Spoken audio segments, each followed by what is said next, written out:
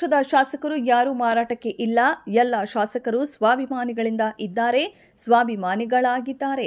ಅಥಣಿ ಕ್ಷೇತ್ರದ ಶಾಸಕರು ಹಾಗೂ ರಾಜ್ಯದ ಮಾಜಿ ಉಪಮುಖ್ಯಮಂತ್ರಿಗಳಾದ ಲಕ್ಷ್ಮಣ ಸವದಿ ಈ ಹೇಳಿಕೆ ನೀಡಿದ್ದಾರೆ. ಕಾಗವಾಡದಲ್ಲಿ ನ್ಯಾಯವಾದಿಗಳು ಹಮ್ಮಿಕೊಂಡ ಧರಣಿ ಸತ್ಯಾಗ್ರಹಕ್ಕೆ ಭೇಟಿ ನೀಡಿ ಅವರಿಗೆ ಅವರ ಬೇಡಿಕೆಗಳು ಈಡೇರಿಸಲು ಭರವಸೆ ನೀಡಿ ಮರಳುವಾಗ ಮಾಧ್ಯಮದೊಂದಿಗೆ ಮಾತನಾಡಿದರು. ರಾಜ್ಯದ ಮುಖ್ಯಮಂತ್ರಿಗಳಾದ ಸಿದ್ದರಾಮಯ್ಯ ಇವರು ಕೆಲ ದಿನಗಳ ಹಿಂದೆ ಬಿಜೆಪಿ ಪಕ್ಷದವರು ಕಾಂಗ್ರೆಸ್ ಪಕ್ಷದ ಶಾಸಕರಿಗೆ ತಲಾ 50 ಕೋಟಿ ನೀಡಿ ಆಮಿಷ ಒಡ್ಡಿದ್ದಾರೆ ಎಂಬ ಹೇಳಿಕೆಗೆ ತಮ್ಮ ಪ್ರತಿಕ್ರಿಯೆ ನೀಡಿದರು. ಕಾಂಗ್ರೆಸ್ ಪಕ್ಷದ ಎಲ್ಲ ಶಾಸಕರು ಸ್ವಾಭಿಮಾನಿಗಳಾಗಿದ್ದು ಬಿಜೆಪಿ ಪಕ್ಷದವರು ಎಷ್ಟೋ ಪ್ರೀತಿಸಿದ್ರು ಅವರಿಗೆ ಯಶ ಬರಲ್ಲ ಎಂದರು.